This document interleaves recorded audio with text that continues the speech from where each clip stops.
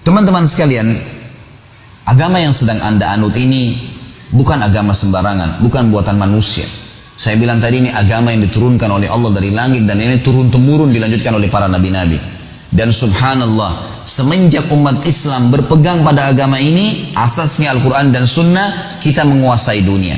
Saya ingin mengorek 1-2 menit ke depan teman-teman sekalian informasi yang Anda miliki dan saya tambahkan kalau kurang. Banyak umat Islam tidak sadar bahwasanya kita ini pemimpin dunia. Kita ini pemimpin dunia, umat Islam. Siapapun dia, tidak ingat rasisme tidak ada, tradisi nggak ada.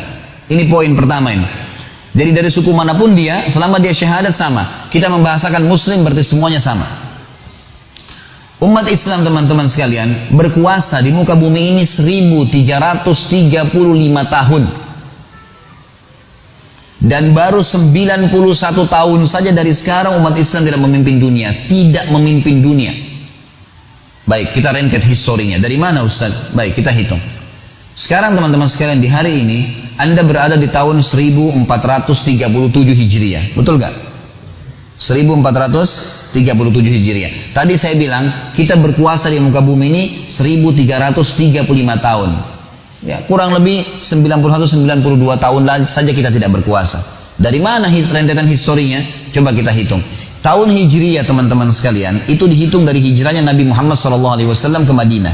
Benar nggak? Hah? Kok nggak ada nyaut nih? Masih hidup nggak? Baik. Teman-teman sekalian, tahun 1 Hijriah, hijrah Nabi SAW.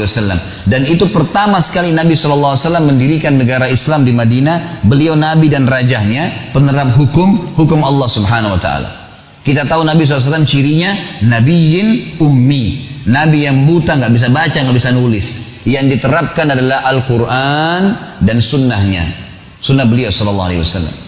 Sampai tahun 11 Hijriah, awal tahun 11 Nabi SAW meninggal dunia.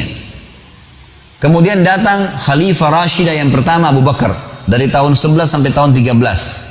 Setelahnya datang Umar bin Khattab dari tahun 13 sampai 23. Dan di zaman Umar bin Khattab ini setengah dunia dikuasai oleh Islam.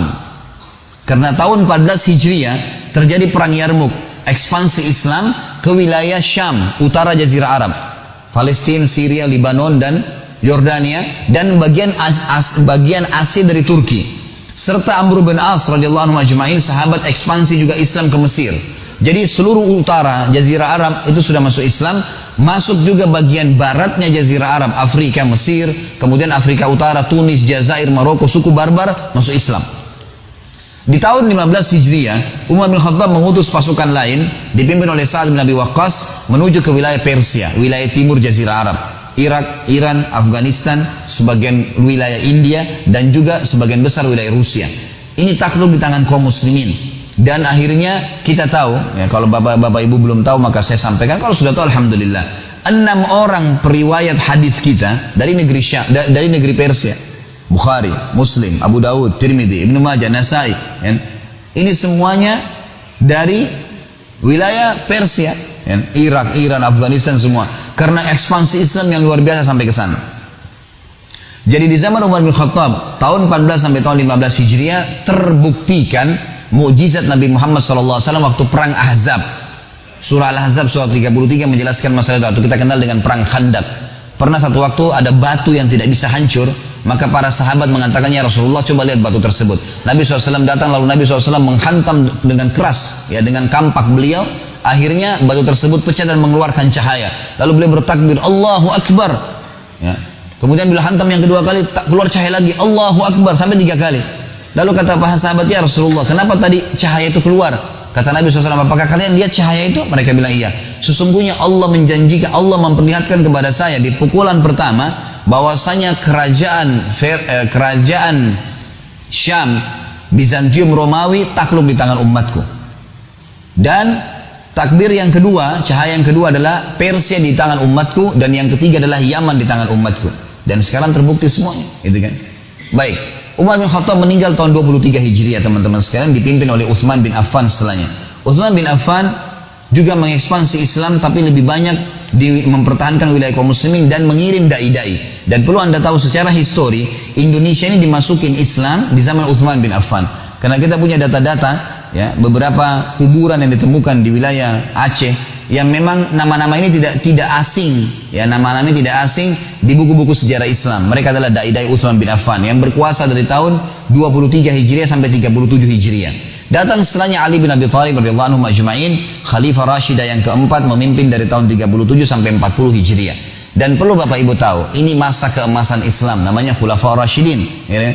Perlu kita ketahui Abu Bakar, Umar, Uthman, Ali tidak pernah punya ijazah politik dari Amerika. Bahkan Amerika tidak dikenal pada saat itu. Nggak punya ijazah, ya, ekonomi dari Eropa. Tapi bagaimana mereka bisa memimpin? Apakah masuk akal teman-teman sekalian mereka tidak punya cara pengaturan ekonomi yang baik? Tidak punya tatanan masyarakat, pengaturan sosial yang baik? Tidak punya sistem politik yang baik?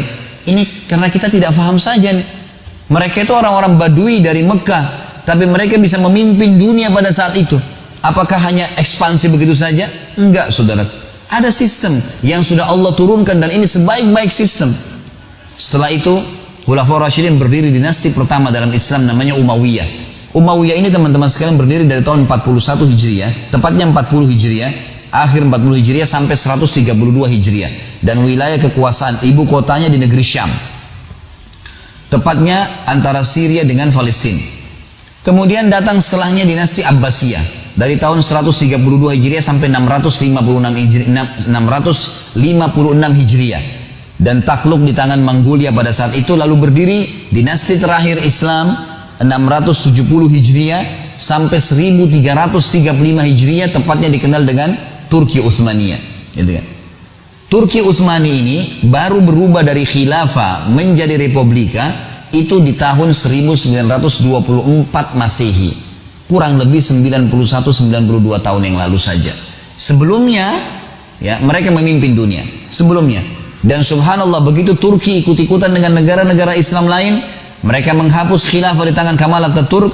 Nggak ada lagi hukum dengan Al-Quran dan Sunnah. Ini yang membuat kita terlambatlah. Ini yang membuat beginilah. Azan diubah, dimunculkan rasisme. Ya, azan itu bahasa Arab, kenapa harus bahasa Arab? Harus diubah jadi bahasa Turki, gitu kan? Semua diubah. Jilbab itu tradisi orang Arab, nggak usah dipakai. Jadi dihapus, dimunculkan rasisme kembali.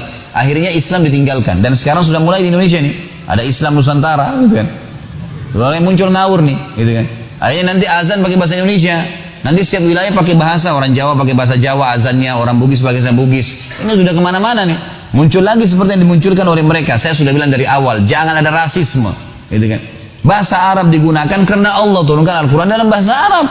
Nah, kita pelajari bukan karena orang Arabnya, bukan karena orang Arabnya, ini cuma variasi kehidupan, nggak ada fanatisme di situ. Teman-teman sekalian, waktu Turki mulai berkiblat dengan Eropa dan diruntuhkan khilafah, nggak boleh lagi pakai Al-Quran dan Sunnah, sampai militer pun tidak boleh sholat berjamaah dan seterusnya, banyak hal yang dilakukan oleh mereka. Maka akhirnya jadilah Turki sama dengan kita Indonesia, kiblatnya kita bukan lagi Al-Quran dan Sunnah tapi Belanda. Teman-teman di Malaysia kiblatnya Inggris, teman-teman di Afrika, Mesir, Tunis, Jazair, Maroko, Prancis dan seterusnya. Turki pun berpegang pada Eropa. Runtuh semuanya, habis. Akhirnya terpetak-petaklah umat Islam dengan negara-negara masing-masing, sampai orang Indonesia pun atau orang Malaysia datang ke negaranya lewat perbatasan saja bisa ditembak kalau nggak punya izin. Hilang, muncul rasisme, muncul ya pepetak-petakan, dan ini yang berbahaya. Karena Nabi SAW tadi sudah bilang hal yang kecil. Ini yang menghancurkan kalian. Tinggalkan tuh. Nggak boleh ada batas antara seorang muslim dengan muslim yang lain. Teman-teman sekalian, saya punya data-data dan ini masih dalam manuskrip. Banyak tulisan-tulisan yang ditulis dan ada di museum Turki, ada di museum Spanyol, banyak tulisan-tulisan ini. Di antaranya ada teman-teman, ada grup para ustadz-ustadz di WhatsApp. Kami saling mengirim. Ada data-data tertulis bahwasanya di zaman kerajaan Khilafah Utsmaniyah dulu itu seluruh ya, raja-raja Eropa yang belum masuk Islam, termasuk ada foto, sudah ada foto pada akhir-akhir kerajaan Utsmaniyah, tapi masih hitam putih dan ditaruh dalam sebuah buku. Itu Raja Swedia bukan Islam, Nasrani, Katolik, tapi istrinya ada fotonya itu menggunakan cadar. Dan hampir semua wanita ya, ratu-ratu Eropa pada saat itu yang belum Islam itu wanitanya pakai cadar.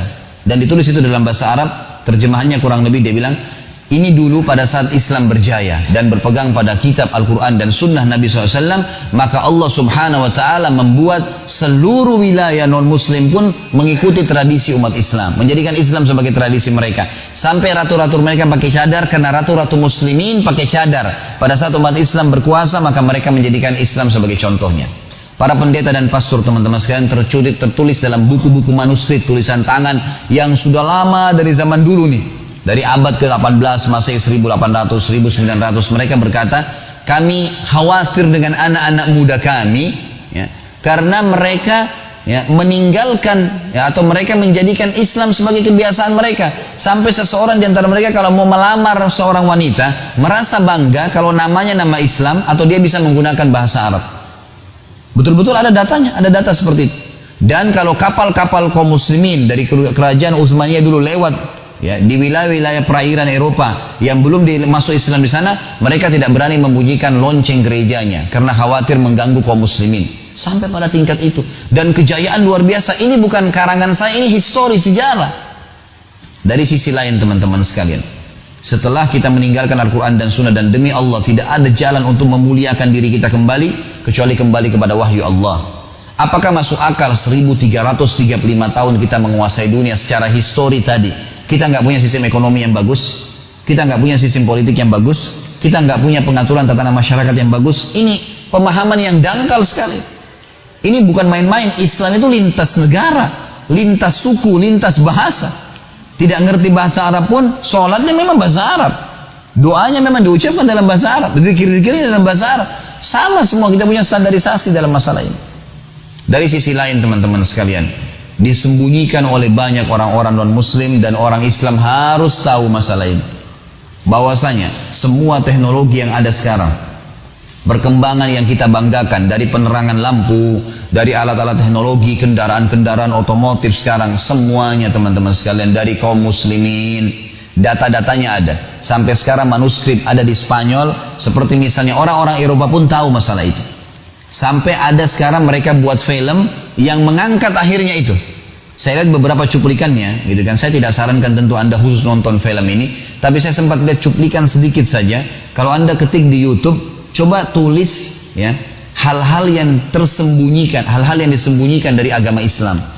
Ada cuplikan di situ sekitar mungkin durasi 15 menit bagaimana mereka akhirnya mengungkap masalah itu.